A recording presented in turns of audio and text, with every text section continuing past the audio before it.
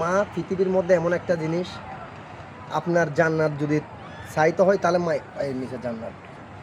আপনার মা যদি পৃথিবীর মধ্যে, আপনার বাবা যদি বেঁচে থাকে, তাহলে জান্নাত হচ্ছে গিয়ে আপনার দুনিয়ার মধ্যে আছে। যেমন আমরা পরীক্ষা দিয়ে দেখি, পরীক্ষার রেজাল্ট আসে, কিন্তু মা বাবাকে ভালোবেসে দেখো, তোমার রেজাল্ট আখিরাতের মধ্যে আছে। তোমার যেমন মা আছে পৃথিবীর মধ্যে, বাবা আছে, কিন্তু মা বাবা কোনোটাকে আলাদা করে নয়, মা বাবা দুজনকে একসঙ্গে করে।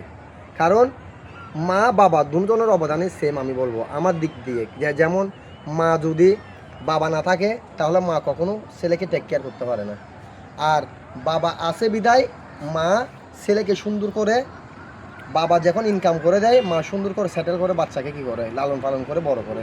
কারণ আমি বলবো, মা বাবা দুজনকে সমান চোখে দেখো, মা বাবা দুজনকে সুন্দর করে ভালোবাসো।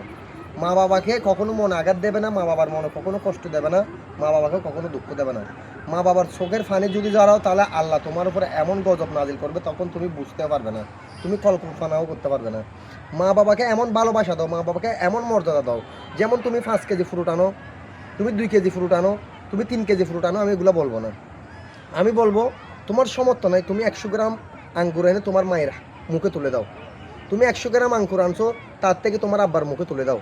কিন্তু দেখো, তোমার সুখে আবেগে এমন কান্না আসবে তোমার, তখন তুমি বুককে দৌড়ে কান্না বেসে যাবে, তুমি দৌড়ে রাখতে পারবে না। এমন তোমার একটা সুখের কান্না, আবেগের কান্না, আর একটা হচ্ছে দুঃখের কান্না, এটা হচ্ছে তোমার খুশির কান্না। তুমি দেখো, আমার কথা শুনে একবার ভাই, তুমি দেখো বোন, আমার একবার কথা শুনে তোমার মা বাবাকে একটা আঙ্গুর গালের মধ্যে তুলে দাও। এমনি আনছো ঘরের মধ্যে, ওগুলো না, আনছো ঠিক আছে, তখন তার থেকে একটা নিয়ে তোমার মায়ের মুখে তুলে দাও। দেখো তোমার তো কত খুশি লাগে। তুমি তোমার মায়ের পায়ে চুমা দাও। মায়ের পায়ে কদম রুচি করলে, বাবার পায়ের কদম রুচি করলে কখনো গুণা নেই।